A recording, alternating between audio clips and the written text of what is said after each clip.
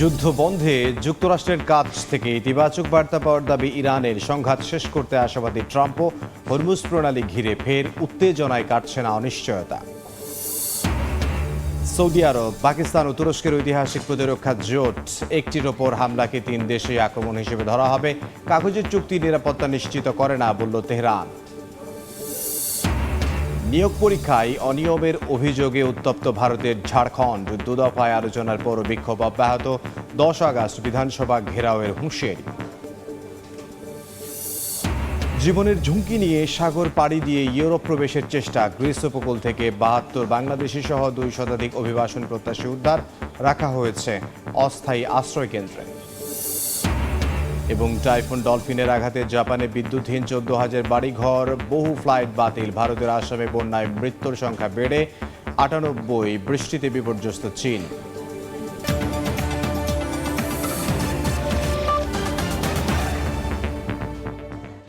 আন্তর্জাতিক সময়ের সঙ্গে আছে আমি ইমদাদুল হক।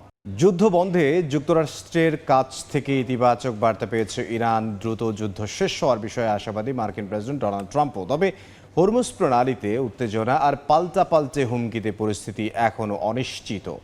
ইরান কোনো চাপে নতি স্বীকার করবে না বলে সাফ জানিয়ে দিয়েছেন দেশটির প্রেসিডেন্ট মাসুদ পেজিশকিয়ান। অবশেষে যুদ্ধবন্ধে যুক্তরাষ্ট্রের কাছ থেকে ইতিবাচক বার্তা পেয়েছে ইরান। তবে এই মুহূর্তে ট্রাম্প প্রশাসনের চেয়ে ওমানের সঙ্গে আলোচনাতেই বেশি গুরুত্ব দিচ্ছে তেহরান।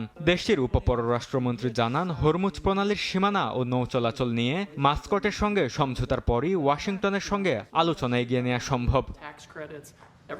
দ্রুত যুদ্ধ শেষ হওয়ার বিষয়ে আশাবাদী যুক্তরাষ্ট্রের প্রেসিডেন্ট ডোনাল্ড ট্রাম্পও। বলেন, ইরানের সঙ্গে চলমান সংঘাত শিগগিরই শেষ হবে এবং হরমুজ প্রণালী নিয়ে চুক্তিও খুব কাছাকাছি। তবে একই সময়ে মার্কিন অস্ত্রের মজুদ নিয়ে চাপের কথাও স্বীকার করেছেন ট্রাম্প। নির্দিষ্ট কিছু অস্ত্রের মজুদ তুলনামূলকভাবে কম বলে জানান তিনি। ইরানের প্রেসিডেন্ট মাসুদ পেজিশকিয়ান বলেন, তেহরান যুদ্ধ চায় না, তবে কোনো চাপ বা জবরদস্তির কাছে নতি স্বীকার করবে না বলেও জানিয়ে দেন তিনি। আরও বলেন, ইরানের সামরিক তৎপরতা কেবল প্রতিরক্ষা সক্ষমতা ও জাতীয় নিরাপত্তা নিশ্চিত করার জন্য। যুদ্ধবন্ধের সম্ভাবনার মধ্যে হরমুজ প্রণালীতে নতুন করে উত্তেজনা বাড়ছে। ইরানের কেশব দ্বীপের কাছে বিস্ফোরণের খবর পাওয়া গেছে। একই সময়ে তেহরানের পার্লামেন্টে হরমুজে নৌ চলাচল নিয়ন্ত্রণে নতুন আইন নিয়ে আলোচনা শুরু হয়েছে। এতে যুক্তরাষ্ট্র ও ইসরায়েলের মতো শত্রু ভাবাপন্ন দেশের নৌযান চলাচলে নিষেধাজ্ঞা এবং নিয়ম ভঙ্গকারীদের জরিমানার প্রস্তাব রয়েছে। এরই মাঝে হরমুজে বাণিজ্যিক জাহাজ চলাচল স্বাভাবিক রাখতে সাময়িক চুক্তির খসড়া চূড়ান্ত পর্যায়ে নিয়ে এসেছে ইরান ও ওমান। বরকতুল্লাহ, সময় সংবাদ। মধ্যপ্রাচ্যে চলমান সংঘাত ও বাড়তে থাকা সামরিক উত্তেজনার মধ্যেই নতুন প্রতিরক্ষা চুক্তি করল সৌদি আরব, পাকিস্তান ও তুরস্ক। মক্কায় জয়েন্ট ডিফেন্স সম্মেলনের পর চুক্তিতে সই করেন মোহাম্মদ বিন সালমান, শাহবাজ শরীফ ও রিসেপ তাইপ এরদোয়ান। এই চুক্তি অনুযায়ী এক দেশের উপর সশস্ত্র হামলাকে 3 দেশের উপরই হামলা হিসেবে বিবেচনার কথা জানানো হয়েছে। এদিকে কাগজের চুক্তি নিরাপত্তা নিশ্চিত করে না বলে সতর্ক বার্তা দিয়েছেন ইরানের এক আইন প্রণেতা। পশ্চিমা সামরিক জোট ন্যাটোর আদলে ঐতিহাসিক চুক্তি করল সৌদি আরব, পাকিস্তান ও তুরস্ক। স্থানীয় সময় শুক্রবার মক্কার আল সাফা প্রাসাদে যৌথ প্রতিরক্ষা সম্মেলনের পর চুক্তিতে সই করেন মোহাম্মদ বিন সালমান, পাকিস্তানের প্রধানমন্ত্রী শাহবাজ শরীফ ও তুরস্কের president Recep Tayyip Erdogan. Mecca joint defence agreement নামের এই চুক্তির মূল লক্ষ্য যেকোনো আগ্রাসনের বিরুদ্ধে 3 দেশের সম্মিলিত প্রতিরোধ গড়ে তোলা। চুক্তি অনুযায়ী 3 দেশের যে কোনো একটির ওপর সশস্ত্র হামলাকে সবার ওপর হামলা হিসেবে বিবেচনা করা হবে। চুক্তিতে 3 দেশের যৌথ নিরাপত্তা আরও শক্তিশালী করার পাশাপাশি প্রতিরক্ষা সহযোগিতা বাড়ানোর কথা বলা হয়েছে। পাকিস্তানের পররাষ্ট্র মন্ত্রণালয় জানায়, দীর্ঘদিনের ঐতিহাসিক সম্পর্ক, ভ্রাতৃত্ব ও ইসলামী সংহতির বন্ধন এবং অভিন্ন কৌশলগত স্বার্থের ভিত্তিতে এই প্রতিরক্ষা সহযোগিতা গড়ে উঠেছে। সম্মেলনে 3 দেশের সম্পর্ক ও পারস্পরিক স্বার্থ সংশ্লিষ্ট বিষয় নিয়েও আলোচনা হয়। এর আগে বৃহস্পতিবার 3 দিনের সফরে সৌদি আরব যান শাহবাজ শরীফ। শাহবাজের সঙ্গে পাকিস্তানের সেনা প্রধান ফিল্ড মার্শাল আসিম মুনির ছিলেন। বৈঠকে পাকিস্তানের পররাষ্ট্রমন্ত্রী ইসাকদার ও প্রতিরক্ষা মন্ত্রী খাজা আসিফও উপস্থিত ছিলেন। শুক্রবার এরদোয়ানও সৌদিতে পৌঁছে ক্রাউন প্রিন্সের সঙ্গে বৈঠক করেন। সৌদি আরব পাকিস্তানের দীর্ঘদিনের প্রতিরক্ষা সহযোগিতার পাশাপাশি তুরস্কের সঙ্গেও সামরিক সম্পর্ক রয়েছে ইসলামাবাদের। যুদ্ধজাহাজ ও প্রশিক্ষণ বিমান সহ বিভিন্ন ক্ষেত্রে সহযোগিতা করছে দুই দেশ। আর 2023 সালে তুরস্কের কাছ থেকে ড্রোন কেনার চুক্তি করে সৌদি আরব। তিন দেশের নতুন এই প্রতিরক্ষা চুক্তি এমন এক সময় হলো যখন যুক্তরাষ্ট্র, ইসরায়েল ও ইরানের সংঘাতের প্রভাব মধ্যপ্রাচ্য ও উপসাগরীয় অঞ্চলে ছড়িয়ে পড়েছে। এতে ঝুঁকিতে পড়েছে উপসাগরীয় দেশগুলোর নিরাপত্তা ও জ্বালানি অবকাঠামো। অনেকের মতে মক্কায় সই হওয়া এই চুক্তি শুধু প্রতিরক্ষা সহযোগিতা নয়, তেহরানের জন্য স্পষ্ট সতর্ক বার্তাও। নাসরিন রুমি, সময় সংবাদ। এবার পশ্চিম তীরে নারকীয় তাণ্ডব চালাচ্ছে ইসরায়েলের অবৈধ বসতি স্থাপনকারীরা। গ্রামে গ্রামে ফিলিস্তিনের বাড়ি ঘরে হামলা ও অগ্নিসংযোগ করছে তারা। গুলিবিদ্ধদের হাসপাতালে নেয়ার সময় অ্যাম্বুলেন্সেও আক্রমণ করছে বসতি স্থাপনকারীরা। অন্যদিকে গাজায় বাস্তুচ্যুত লাখো মানুষের জীবন কাটছে অনিশ্চয়তায়। অস্বাস্থ্যকর পরিবেশে ছড়িয়ে পড়ছে বিভিন্ন রোগ। পশ্চিম তীরে একের পর এক গ্রামে সহিংস হামলা চালিয়ে যাচ্ছে ইসরায়েলের অবৈধ বসতি স্থাপনকারীরা। সারাক্ষণই আতঙ্কে দিন কাটছে ফিলিস্তিনিদের। শুক্রবার বেথেলহেমের আবু নুজাইম গ্রামে হামলা চালায় বসতি স্থাপনকারীরা। ফিলিস্তিনিদের লক্ষ্য করে গুলিও ছুড়ে তারা। হতাহত হন বেশ কয়েকজন। গুলিবিদ্ধদের হাসপাতালে নেয়ার সময় অ্যাম্বুলেন্সেও আক্রমণ করে ইসরায়েলিরা। গাড়ির জানালা ভেঙে মরিচের গুঁড়া স্প্রে করে তারা। এতে অসুস্থ হয়ে পড়েন অ্যাম্বুলেন্স কর্মীও। পরে গ্রামের প্রধান সড়কও বন্ধ করে দেয় হামলাকারীরা। পশ্চিম তীরের হেব্রনেও সহিংস আক্রমণ চালিয়ে যাচ্ছে অবৈধ বসতি স্থাপনকারীরা। মাসাফের ইয়াত্তায় তুবা এলাকায় ফিলিস্তিনি বাড়িতে অগ্নিসংযোগের অভিযোগ উঠেছে। এতে 14 শিশুসহ বাস্তুচ্যুত হয়েছে 3টি পরিবার। ধ্বংস হয়েছে সৌরবিদ্যুৎ ব্যবস্থা ও বিপুল পরিমাণ পশুখাদ্য। জাতিসংঘের হিসাবে বছরের প্রথম 7 মাসই বসতি স্থাপনকারীদের হামলা ও সংশ্লিষ্ট বিধিনিষেধে 2000-এর বেশি ফিলিস্তিনি বাস্তুচ্যুত হয়েছেন। গাজার আকাশে যুদ্ধবিমান ও ড্রোনের তৎপরতা কিছুটা কমলেও অনিশ্চয়তা কাটেনি বাস্তুচ্যুত মানুষের। তাঁবু ও অস্থায়ী আশ্রয়কেন্দ্রে মানবেতর জীবনযাপন করছেন লাখো ফিলিস্তিনি। অতিরিক্ত ভিড়, বিশুদ্ধ পানির সংকট, ইঁদুরের উপদ্রব ও স্বাস্থ্যসেবার সীমাবদ্ধতায় ছড়িয়ে পড়েছে নানা রোগ। জাতিসংঘ বলছে যুদ্ধবিরতির পরও নিহত হয়েছে শত শত শিশু। প্রতিদিনই হামলার ঝুঁকিতে রয়েছেন বেসামরিক মানুষ। এই পরিস্থিতিতে মার্কিন প্রেসিডেন্ট ডোনাল্ড ট্রাম্পের প্রস্তাবিত আন্তর্জাতিক স্থিতিশীলতা বাহিনীতে সেনা পাঠাতে অনুমোদন দিয়েছে উগান্ডার সংসদ। প্রতিশ্রুতি দিয়েছে মরক্কো। পরিকল্পনা অনুযায়ী হামাসের নিরস্ত্রীকরণ ও ইসরায়েলি সেনা প্রত্যাহারের ধাপ শেষ হলে গাজায় মোতায়েন হবে এই বাহিনী। বরকতুল্লাহ, সময় সংবাদ। ভারতের ঝাড়খণ্ডে নিয়োগ পরীক্ষায় অনিয়মের অভিযোগে টানা 15 দিনের মতো বিক্ষোভ চলছে। রাজ্য সরকারের সঙ্গে দ্বিতীয় দফার বৈঠকেও সমাধান না মেলায় আগের দাবিতে অনড় আন্দোলনকারীরা। 14তম জেপিএসসি পরীক্ষা বাতিল, স্বাধীন তদন্ত ও পরীক্ষা ব্যবস্থা সংস্কারের দাবিতে আন্দোলন অব্যাহত রাখার ঘোষণা তাদের। দাবি না মানলে আগামী 10 অগাস্ট বিধানসভা ঘেরাওয়ের হুঁশিয়ারি দিয়েছেন আন্দোলনকারীরা। ভারতের ঝাড়খণ্ডে নিয়োগ পরীক্ষায় প্রশ্ন ফাঁস ও অনিয়মের অভিযোগ ঘিরে উত্তেজনা দিন দিন বাড়ছে। শুক্রবার প্রথম দফার বৈঠক ব্যর্থ হওয়ার পর শনিবার ফের রাজ্য সরকারের সঙ্গে আলোচনায় বসেন আন্দোলনরত শিক্ষার্থীরা। দেবেন্দ্রনাথ মাহাতোর নেতৃত্বে 8 সদস্যের প্রতিনিধি দলের সঙ্গে বৈঠক করে 5 সদস্যের সরকারি প্যানেল। তবে দ্বিতীয় দফার আলোচনাতেও মেলেনি কোনো চূড়ান্ত সমাধান। যদিও রাজ্য সরকারের দাবি বৈঠক ইতিবাচক হয়েছে। শিক্ষার্থীরা যেসব অনিয়মের অভিযোগ তুলেছেন সেগুলো দ্রুত সমাধানের আশ্বাস দিয়েছেন মন্ত্রীরা। নিয়োগ প্রক্রিয়া সংস্কারে শিক্ষার্থীদের পরামর্শ পাঠানোর জন্য একটি ইমেল আইডিও চালু করেছে সরকার। বৈঠক ব্যর্থ হওয়ার পর আন্দোলন চালিয়ে যাওয়ার ঘোষণা দিয়েছেন শিক্ষার্থীরা। 14তম জেপিএসসি সিভিল সার্ভিস পরীক্ষা বাতিলই তাদের অন্যতম প্রধান দাবি। পাশাপাশি নিয়োগ প্রক্রিয়ায় অনিয়মের অভিযোগে সিবিআই কিংবা ঝাড়খণ্ডের বাইরের অবসরপ্রাপ্ত হাইকোর্ট বিচারপতিদের নিয়ে স্বাধীন তদন্তের দাবি তাদের। ভবিষ্যতে স্বচ্ছ ও দুর্নীতিমুক্ত নিয়োগ নিশ্চিত করতে কাঠামোগত সংস্কারের দাবি জানিয়েছেন আন্দোলনকারীরা।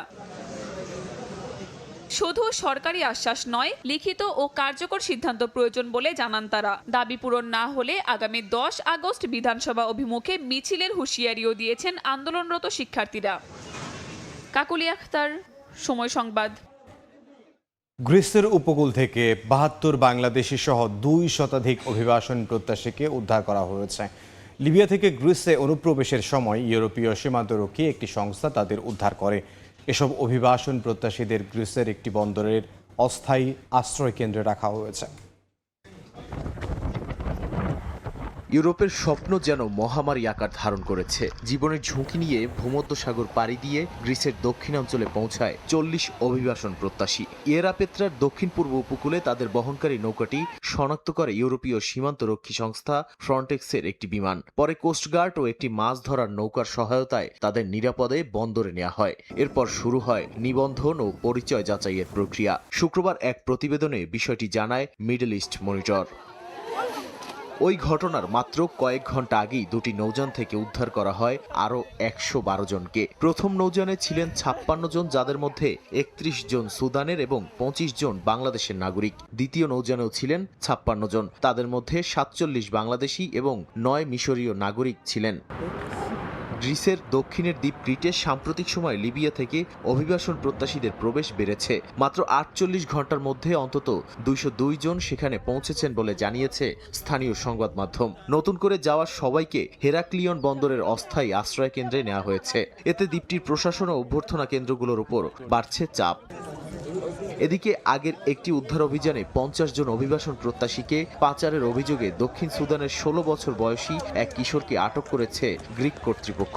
অভিবাসীদের জবানবন্দি অনুযায়ী লিবিয়ার তবরুক থেকে গ্রিসের উদ্দেশ্যে যাত্রায় নৌকাটি চালানোর অভিযোগ রয়েছে তার বিরুদ্ধে। এজন্য প্রত্যেক অভিবাসীর কাছ থেকে $1,500 থেকে $2,000 পর্যন্ত নেওয়া হয়েছিল বলে দাবি করা হয়। নাদিম মারজান, সময় সংবাদ। ভূমধ্যসাগর অঞ্চলের অন্যতম বড় মানব পাচারকারী চক্রের আস্তানায় অভিযান চালিয়েছে স্পেনের পুলিশ। ইউরোপল এবং ইউরোপের একাধিক দেশের পুলিশের যৌথ অভিযানে আটক করা হয়েছে চক্রের 78 সদস্যকে। চক্রটি স্পেনের দক্ষিণ পূর্ব উপকূল ও ইবিজা উপদ্বীপে মানব পাচারের পাশাপাশি মাদক পাচারেও জড়িত ছিল। প্রতিটি অভিযানের নৌকায় 50 জন পর্যন্ত অভিবাসীকে গাদাগাদি করে অত্যন্ত ঝুঁকিপূর্ণভাবে পাচার করা হতো।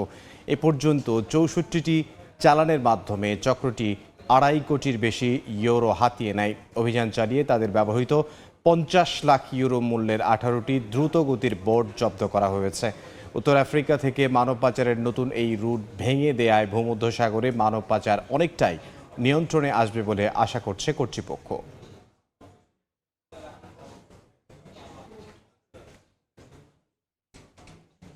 আন্তর্জাতিক সময় আরও থাকছে। চীন ও ভারতের উপর 100% শুল্ক আরোপের পথে যুক্তরাষ্ট্র সিনেট বিল পাস। মার্কিন বাজারে $1 বিলিয়ন ভারতীয় রফতানি ঝুঁকিতে পড়তে পারে মত বিশ্লেষকদের। জাপানের ওকিনাওয়া অঞ্চলে আঘাত হেনেছে শক্তিশালী টাইফুন ডলফিন। এর আঘাতে বিদ্যুৎ বিচ্ছিন্ন হয়ে পড়েছে 14,000-এর বেশি বাড়িঘর। বাতিল করা হয়েছে সব ফ্লাইট। আগেই প্রায় 2,60,000 বাসিন্দাকে সরিয়ে নেয়ার নির্দেশ দেওয়া হয়েছে। অন্যদিকে ভারতের আসামে ভয়াবহ বন্যায় মৃতের সংখ্যা বেড়ে 78 জনে দাঁড়িয়েছে। এখনও উন্নতি হয়নি পরিস্থিতির। টানা বৃষ্টিতে রাজধানী নয়াদিল্লিও ডুবেছে হাঁটু পানির নিচে।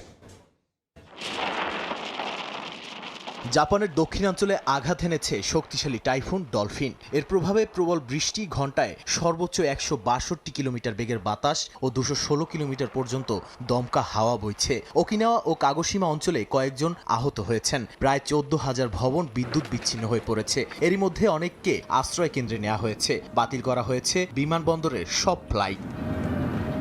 এদিকে টাইফুনটি রোববার রাত থেকে সোমবার ভোরের মধ্যে চীনের জেজিয়াং ও ফুজিয়ান উপকূলে আঘাত হানতে পারে বলে আশঙ্কা করা হচ্ছে। এর আগে চীন বন্দর কার্যক্রম ও 162টি ফেরি চলাচল বন্ধ করেছে। নিংবো বিমানবন্দরও রোববারের সব ফ্লাইট স্থগিত করা হয়েছে। পূর্বাঞ্চলে 600 মিলিমিটারের বেশি বৃষ্টির পূর্বাভাসও দেয়া হয়েছে। ভারী বৃষ্টিতে বিপর্যস্ত হয়ে পড়েছে চীনের উত্তর পশ্চিমাঞ্চলীয় শানসি প্রদেশ। টানা বর্ষণের কারণে বিভিন্ন এলাকায় দেখা দিয়েছে বন্যা, ক্ষতিগ্রস্ত হয়েছে শত শত বাড়িঘর, প্লাবিত হয়েছে গ্রাম ও সড়ক। কোথাও আবার পানির তোরে নদী খাল উপচে পড়ায় নিচু এলাকাগুলোতে দেখা দিয়েছে ভয়াবহ জলাবদ্ধতা। নিরাপদ স্থানে সরিয়ে নেওয়া হয়েছে হাজারো বাসিন্দাকে। বন্ধ করে দেওয়া হয়েছে পর্যটন কেন্দ্র, রাফটিং কার্যক্রম ও বাস চলাচল। এদিকে যুক্তরাষ্ট্রের নিউ ইয়র্ক ও আশপাশের এলাকায় শুক্রবার রাতে তীব্র বজ্রঝড়, ভারী বৃষ্টি ও আকস্মিক বন্যায় ব্যাপক ক্ষয়ক্ষতি হয়েছে। নিউ জার্সি, নিউ ইয়র্ক ও কানেকটিকাটে হাজারো মানুষ বিদ্যুৎহীন হয়ে পড়ে। লিটল ফলস ও অন্যান্য এলাকায় গাছ ও বিদ্যুতের তার পড়ে যায়। ঝড়ের কারণে রেল চলাচল সাময়িকভাবে বন্ধ বা বিলম্বিত হয়। টানা বৃষ্টিতে পানিতে তলিয়ে গেছে ভারতের রাজধানী নয়াদিল্লি। সড়কে হাঁটু পানি, কোথাও তারও বেশি। পানিবন্দী হয়ে সাধারণ মানুষ। জলমগ্ন রাস্তায় বিকল হয়ে পড়ে আছে যানবাহন, তৈরি হয়েছে দীর্ঘ যানজট। স্থানীয়দের দাবি, কোনো কোনো এলাকায় পানির গভীরতা এতটাই বেশি যে একজন মানুষ পুরোপুরি তাতে ডুবে যেতে পারেন। দিল্লির পাশাপাশি বন্যার ভয়াবহতা ভারতের উত্তর পূর্বাঞ্চলীয় আসামেও। প্লাবিত হয়েছে গ্রাম, ঘরবাড়ি, কৃষিজমি ও সড়ক। দিনের পর দিন পানিবন্দী মানুষ আশ্রয় নিয়েছেন ত্রাণ শিবিরে। বন্যার তোড়ে কোথাও সড়কের অংশ ভেসে গেছে, পানিতে ডুবে আছে স্বাস্থ্যকেন্দ্র। ক্ষয়ক্ষতি নিরূপণ ও ত্রাণ তৎপরতা জোরদারে জরিপ শুরু করতে যাচ্ছে রাজ্য প্রশাসন। বন্যায় বেড়ে চলেছে মৃতের সংখ্যাও। নাদিম মারজান, সময় সংবাদ। চীন ও ভারতের উপর 100% শুল্ক আরোপের পথে হাঁটছে যুক্তরাষ্ট্র। রাশিয়া থেকে জ্বালানি আমদানিকারী শীর্ষ 5 দেশের উপর শুল্ক আরোপে মার্কিন সিনেটে একটি বিল পাস হয়েছে। প্রতিনিধি পরিষদের চূড়ান্ত অনুমোদন পেলে এই দেশগুলোর উপর বিশাল শুল্কের বোঝা চাপাতে পারবেন মার্কিন প্রেসিডেন্ট ডোনাল্ড ট্রাম্প। এমন পদক্ষেপে যুক্তরাষ্ট্রের বাজারে বিলিয়ন ডলারের ভারতীয় রপ্তানি ঝুঁকিতে পড়তে পারে বলে মনে করছেন বিশ্লেষকরা। The bill is passed. Russia ও ইরানের ওপর নতুন নিষেধাজ্ঞা বিল পাশ হয়েছে মার্কিন সিনেটে। এর মধ্য দিয়ে রাশিয়া থেকে সবচেয়ে বেশি তেল ও গ্যাস কেনা শীর্ষ 5 দেশের পণ্যে 100% পর্যন্ত শুল্ক আরোপের পথে আরও এগোলেন মার্কিন প্রেসিডেন্ট ডোনাল্ড ট্রাম্প।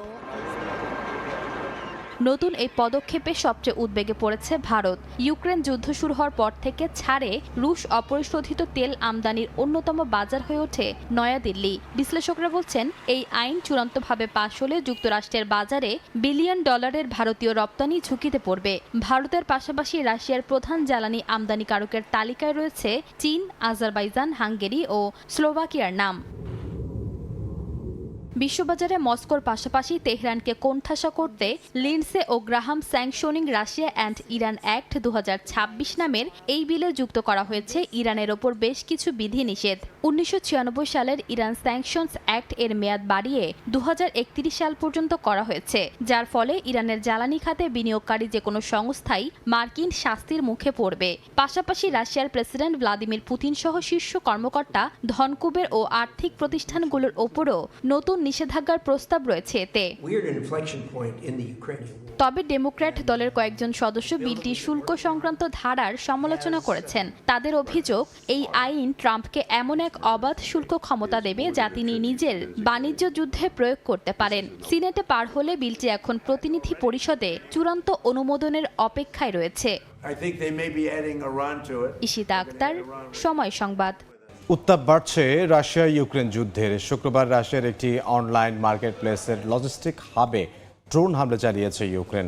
3টি ড্রোনের আঘাতে আগুন ধরে যায় লজিস্টিক হাবে। এছাড়া 8টি ড্রোন ভূপাতিত করার দাবি করেছে রাশিয়া। অন্যদিকে কৃষ্ণ সাগরে ইউক্রেনের 3টি জাহাজে হামলার দাবি করেছে রাশিয়া। দেশটির উপপররাষ্ট্রমন্ত্রীর অভিযোগ, ইউক্রেনকে অস্ত্র ও অর্থ সহায়তা দিয়ে যুদ্ধ দীর্ঘায়িত করছে ইউরোপীয় দেশগুলো। পাল্টাপাল্টি ড্রোন হামলায় উত্তপ্ত রাশিয়া ইউক্রেন সংঘাত। স্থানীয় সময় শুক্রবার রাশিয়ার ইয়েকাতেরিনবুর্গে ওয়াইল্ডবেরিজের একটি লজিস্টিক হাবে আঘাত হানে ইউক্রেনীয় ড্রোন। রুশ কর্মকর্তাদের দাবি, রাতভর 8টি ড্রোন ভূপাতিত করা হয়। এর মধ্যে 3টি ড্রোন লজিস্টিক সেন্টারের ছাদে পড়ে আগুন ধরে যায়। একই সময়ে কৃষ্ণ সাগরে একটি জাহাজ থেকে ধোঁয়া উঠতে দেখা গেছে। রুশ প্রতিরক্ষা মন্ত্রণালয়ের দাবি, ইউক্রেনের সামরিক সরঞ্জাম পরিবহনে ব্যবহৃত 3টি জাহাজে হামলা চালিয়েছে তাদের বাহিনী। যুদ্ধের উত্তাপ ছড়িয়েছে কূটনৈতিক অঙ্গনেও। ইউরোপীয় দেশগুলো সত্যিই শান্তি চাইলে ইউক্রেনে অস্ত্র সরবরাহ বন্ধ করতে হবে বলে জানিয়েছেন রাশিয়ার উপপররাষ্ট্রমন্ত্রী। তার অভিযোগ, শান্তির কথা বললেও ইউরোপের অস্ত্র ও অর্থ সহায়তা যুদ্ধকে দীর্ঘায়িত করছে। পশ্চিমা দেশগুলো রাশিয়ার বিরুদ্ধে অর্থনৈতিক ও সামাজিকভাবে সম্ভাব্য সংঘাতের প্রস্তুতি নিচ্ছে বলেও অভিযোগ করেন তিনি। সম্প্রতি রাশিয়া ইউক্রেন সংঘাতের তীব্রতা বাড়ায় উদ্বেগ জানিয়েছে জাতিসংঘ। কিয়েভ সহ ইউক্রেনের বিভিন্ন শহরে রাশিয়ার বড় ধরনের ক্ষেপণাস্ত্র ও ড্রোন হামলা এবং রাশিয়ার ভেতরে ইউক্রেনীয় হামলা দুটি উদ্বেগজনকভাবে বাড়ছে বলে জানান সংস্থাটির মহাসচিবের মুখপাত্র। বেসামরিক মানুষ ও অবকাঠামোতে হামলা আন্তর্জাতিক মানবিক আইন লঙ্ঘন করতে পারে বলেও সতর্ক করেছে জাতিসংঘ। বরকতুল্লাহ, সময় সংবাদ। আন্তর্জাতিক সময় আরও থাকছে। শ্রীলঙ্কার বিভিন্ন কারাগারে দাঙ্গায় নিহত 3, আহত অনেকে। পরিস্থিতি নিয়ন্ত্রণে সেনা মোতায়েন। সংঘবদ্ধ নাশকতা দাবি জননিরাপত্তা মন্ত্রীর। পেট্রোলিয়ামের উপর আরোপিত কর বাতিলের দাবিতে পাকিস্তানের বিভিন্ন শহরে ব্যাপক বিক্ষোভ হয়েছে। জনগণের উপর অতিরিক্ত করের বোঝা চাপিয়ে দেওয়া হচ্ছে বলে অভিযোগ করেছেন তারা। আর্জেন্টিনায় প্রেসিডেন্টের অর্থনৈতিক সংস্কারের বিরুদ্ধে রাজপথে নামেন হাজারো মানুষ। এছাড়া কলম্বিয়া ও কোস্টারিকাতে সরকার বিরোধী বিক্ষোভ হয়েছে। আর্জেন্টিনার প্রেসিডেন্ট হাভিয়ের মিলের অর্থনৈতিক সংস্কারের বিরুদ্ধে স্থানীয় সময় শুক্রবার রাজধানী বুয়েনোস আইরেসে বিক্ষোভ করেছেন শত শত মানুষ। দেশটির শ্রমের পৃষ্ঠপোষক সেন্ট কায়েতানের উৎসবকে ঘিরে আয়োজিত এই কর্মসূচিতে উঠে আসে মজুরি কমা, বেকারত্ব, অনিশ্চয়তা ও জীবনযাত্রার ব্যয়ের চাপের অভিযোগ। বিক্ষোভকারীরা বলছেন সরকারের বর্তমান অর্থনৈতিক মডেল কর্মসংস্থান ও উৎপাদন বাড়ানোর বদলে বৈষম্য বাড়াচ্ছে। আর্থিক ভারসাম্য ও বাজার নিয়ে নানা বক্তব্যের আড়ালে লাখো কর্মজীবী নারী পুরুষ প্রতিদিন এমন এক বাস্তবতার ভেতর দিয়ে যাচ্ছেন যেখানে মজুরি কমে যাচ্ছে, অনিশ্চয়তা বাড়ছে, বেকারত্বের শিকার হচ্ছেন মানুষ। ভবিষ্যৎ নিয়েও তৈরি হচ্ছে গভীর আতঙ্ক। পেট্রোলিয়ামের ওপর আরোপিত শুল্ক বাতিলের দাবিতে বিক্ষোভ হয়েছে পাকিস্তানে। শুক্রবার করাচি, লাহোর ও ইসলামাবাদে রাজপথে নামেন হাজারো মানুষ। বিক্ষোভকারীদের অভিযোগ, জ্বালানির ওপর অতিরিক্ত করের বোঝা চাপিয়ে সাধারণ মানুষকে চাপে ফেলছে সরকার। করাচিতে গুরুত্বপূর্ণ সড়ক অবরোধ করে বিক্ষোভ করেন তারা। কলম্বিয়ার রাজপথে বিরোধীদের সরব অবস্থান। নবনির্বাচিত প্রেসিডেন্ট আবেলার্দো দে লা এসপ্রিয়েলার তীব্র সমালোচনা করেছেন কংগ্রেসম্যান ও প্রেসিডেন্ট প্রার্থী ইভান সেপেদা। তার অভিযোগ, এসপ্রিয়েলা কলম্বিয়ার স্বার্থের প্রতিনিধিত্ব করবেন না, বরং যুক্তরাষ্ট্রের এজেন্ট হিসেবে কাজ করবেন। নতুন সরকারের নীতির বিরোধিতায় ক্যাবিনেট ফর লাইফ গঠনের ঘোষণা দিয়ে সেপেদা বলেন, ঘৃণার জবাব ঘৃণা কিংবা কর্তৃত্ববাদের জবাব সহিংসতা দিয়ে দেওয়া হবে না। ব্যাপক বিক্ষোভ হয়েছে কোস্টারিকাতেও। রাজধানী সান হোসেতে শত শত মানুষ সরকার বিরোধী স্লোগান দিয়ে রাস্তায় নামেন। তাদের অভিযোগ, বিচার বিভাগের ওপর চাপ তৈরি এবং ক্ষমতার ভারসাম্য নষ্টের মাধ্যমে গণতান্ত্রিক প্রতিষ্ঠানগুলোকে দুর্বল করা হচ্ছে। সরকারের প্রতি বিচার বিভাগের ওপর হস্তক্ষেপ বন্ধের আহ্বান জানান বিক্ষোভকারীরা। কাকুলি আখতার, সময় সংবাদ। ফের উত্তেজনা ছড়িয়ে পড়েছে শ্রীলঙ্কার বিভিন্ন কারাগারে। পাথর ছুঁড়ে নিরাপত্তা ব্যারিকেড ভাঙার চেষ্টা করেন বন্দীরা। পরিস্থিতি নিয়ন্ত্রণে কাঁদানে গ্যাস ছুঁড়ে কারা পুলিশ। দেশটির 2 কারাগারে সংঘর্ষে প্রাণ গেছে 3 বন্দীর, আহত হয়েছেন অন্তত 23 জন। পরিস্থিতি সামাল দেওয়ার পাশাপাশি কারাগারে বন্দীর চাপ কমাতে বিচার ব্যবস্থা পরিবর্তনের পরিকল্পনা করছে শ্রীলঙ্কা। স্থানীয় সময় শুক্রবার শ্রীলঙ্কার নেগম্বু কারাগারে হঠাৎ উত্তেজনা ছড়িয়ে পড়ে। কারাগারের ভেতর থেকে নিরাপত্তা দেয়াল লক্ষ্য করে পাথর ছুঁড়তে থাকেন বন্দীরা। কয়েকটি ব্যারিকেড ভেঙে বাইরে বের হওয়ারও চেষ্টা করেন তারা। পরিস্থিতি নিয়ন্ত্রণে কাঁদানে গ্যাস ছুড়ে পুলিশ। পরে দাঙ্গা নিয়ন্ত্রণ সরঞ্জাম নিয়ে কারাগারে প্রবেশ করে পুলিশ ও বিশেষ বাহিনী। সংসদে বিষয়টি নিয়ে উদ্বেগের কথা জানিয়েছেন দেশটির জননিরাপত্তা মন্ত্রী আনন্দ বিজেপাল। গোয়েন্দা তথ্য ও তদন্ত প্রতিবেদনের বরাত দিয়ে তিনি বলেন, সম্প্রতি কারাগারগুলোতে অস্থিরতার পেছনে কারা ব্যবস্থাকে দুর্বল করার পরিকল্পনা থাকতে পারে। মাদক ও আন্ডারওয়ার্ল্ডের তৎপরতাকে সহিংসতার অন্যতম কারণ হিসেবে চিহ্নিত করেছে কর্তৃপক্ষ। শ্রীলঙ্কার কারাগার ব্যবস্থায় দীর্ঘদিন ধরেই চলছে ভয়াবহ চাপ। দেশটির বিভিন্ন কারাগারে বন্দীর সংখ্যা 41,000-এর বেশি, অথচ এসব স্থাপনার ধারণ ক্ষমতা মাত্র 11,000-এর মতো। ফলে অতিরিক্ত ভিড়, মাদক ও অপরাধী চক্রের প্রভাবকে কেন্দ্র করে বারবার তৈরি হচ্ছে সংঘাতময় পরিস্থিতি সামাল দেওয়ার পাশাপাশি কারাগারে বন্দির চাপ কমাতে বিচার ব্যবস্থায় পরিবর্তনের পরিকল্পনা করছে শ্রীলঙ্কা। 10 লাখের বেশি বিচারাধীন মামলার জট কমাতে উচ্চ আদালতের বিচারকদের মেয়াদ 2 বছর বাড়াতে সাংবিধানিক পরিবর্তনের উদ্যোগ নিচ্ছে দ্বীপ রাষ্ট্রটি। বরকতুল্লাহ, সময় সংবাদ। নাইজেরিয়ায় যৌথ অভিযানে অপহৃত 308 জনকে উদ্ধার করেছে নিরাপত্তা বাহিনী। দেশটির কাওয়ারা ও নাইজার রাজ্যে পৃথক হামলায় অপহৃত হন তারা। নাইজেরিয়ার প্রেসিডেন্টের কার্যালয় জানায়, একই দিনে যৌথ নিরাপত্তা দলের এটি এখন পর্যন্ত সবচেয়ে বড় উদ্ধার অভিযান। উদ্ধার হওয়া 163 জন কাওয়ারার ওরো সম্প্রদায়ের বাসিন্দা, যারা প্রায় 6 মাস ধরে বন্দী ছিলেন। বাকি 145 জনকে প্রতিবেশী নাইজার রাজ্য থেকে অপহরণ করা হয়েছিল। উদ্ধার অভিযানে সশস্ত্র বাহিনী, গোয়েন্দা সংস্থা ও পুলিশ অংশ নেন। নিরাপত্তা বাহিনীর মনোবল বাড়াতে সেনা সদস্যদের বেতন 80% পর্যন্ত বাড়ানোর ঘোষণার পরই এ অভিযান চালানো হয়। মেক্সিকোয় শিশুদের মানসিক স্বাস্থ্যের ক্ষতির অভিযোগে মেটাকে $567 মিলিয়ন জরিমানা করেছেন দেশটির আদালত। তবে এর রায়ের বিরুদ্ধে আপিলের ঘোষণা দিয়েছে মেটা। স্থানীয় সময় বৃহস্পতিবার নিউ মেক্সিকোর একটি আদালত প্রতিষ্ঠানটিকে অর্থদণ্ড দেওয়ার পাশাপাশি তরুণ ব্যবহারকারীদের জন্য ফেসবুক, ইনস্টাগ্রাম ও এআই চ্যাটবটের কার্যক্রমে পরিবর্তনের নির্দেশ দেন। আদালতের বিচারক ব্রায়ান বিটশিট বলেন, তরুণদের আসক্ত করতে মেটা তাদের প্ল্যাটফর্ম এমনভাবে ডিজাইন করেছে এবং শিশুদের যৌন নিপীড়ন থেকে যথাযথ সুরক্ষা দিতে ব্যর্থ হয়েছে। রায়ে নিউ মেক্সিকোতে শিশুদের মেটার এআই চ্যাটবটের মাধ্যমে রোমান্টিক বা সংবেদনশীল কথোপকথনে জড়ানো ঠেকানোর নির্দেশ দেওয়া হয়েছে। এর আগে একই মামলায় আরেক ধাপে 5 মাস আগে নিউ মেক্সিকোর একটি জুরি মেটাকে $375 মিলিয়ন জরিমানা করেছিল।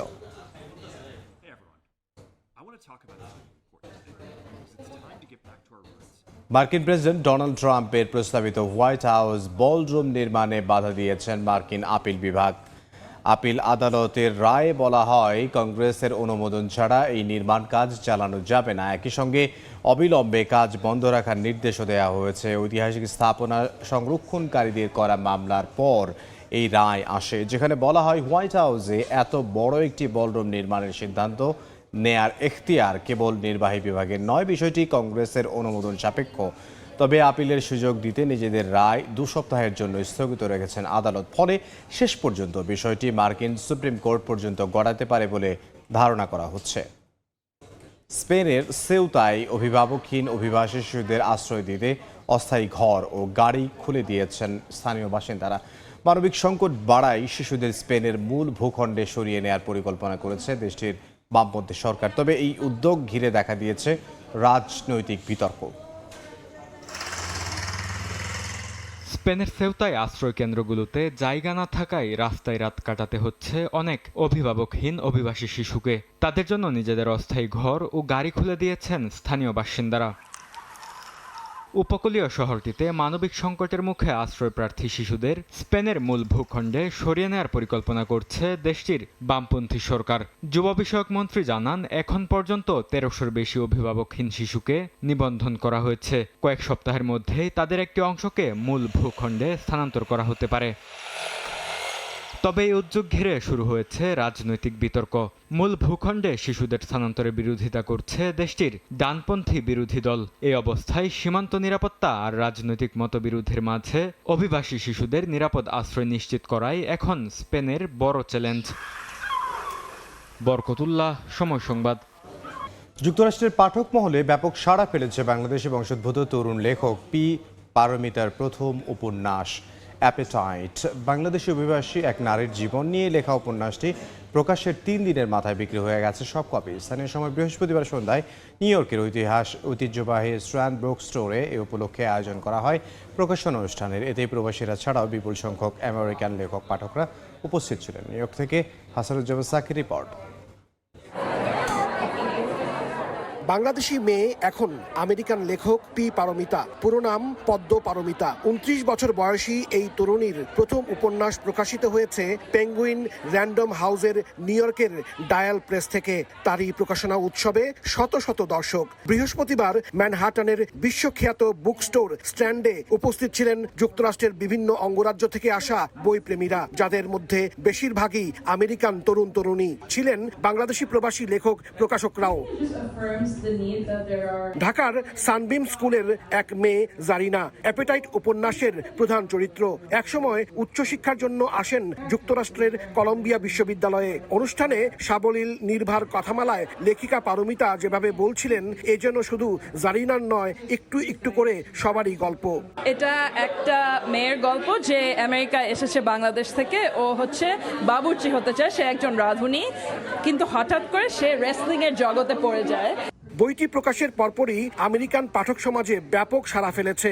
মাত্র 3 দিনেই শেষ হয়ে গেছে অ্যাপেটাইটের প্রথম সংস্করণের সব কপি। আমি চাই যে সবাই বাংলাদেশ বিষয় জানুক, বাংলাদেশি খাবার বিষয় জানুক। এই জন্য আমি অনেক অনেক বেশি করে বাংলাদেশি খাবার নিয়ে লিখেছি এবং এখন সবাইকে খাওয়াচ্ছি আমরা। কানেকটিকাটের নিউ হ্যাভেনের বাসিন্দা পারমিতা বিশ্ববিদ্যালয়ের অধ্যাপক। বাংলাদেশে জন্ম নেয়া পারমিতার বাবা জনপ্রিয় লেখক আনিসুল হক, মা মেরিনা ইয়াসমিন ঢাকায় মার্কিন দূতাবাসের সাবেক কর্মকর্তা। হাসানুজ্জামান সাকি, সময় সংবাদ, নিউ ইয়র্ক, যুক্তরাষ্ট্র। আন্তর্জাতিক সময়ের শীর্ষ সংবাদগুলো জানিয়ে দিচ্ছে আরও একবার। যুদ্ধ বন্ধে যুক্তরাষ্ট্রের কাছ থেকে ইতিবাচক বার্তা পাওয়ার দাবি ইরানের। সংঘাত শেষ করতে আশাবাদী ট্রাম্পও। হরমুজ প্রণালী ঘিরে ফের উত্তেজনায় কাটছে না অনিশ্চয়তা।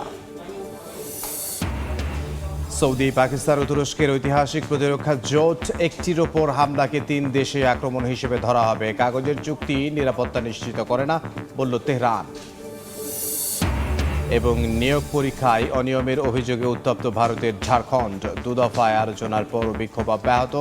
10 আগস্ট বিধানসভা ঘেরাওয়ের হুঁশিয়ারি।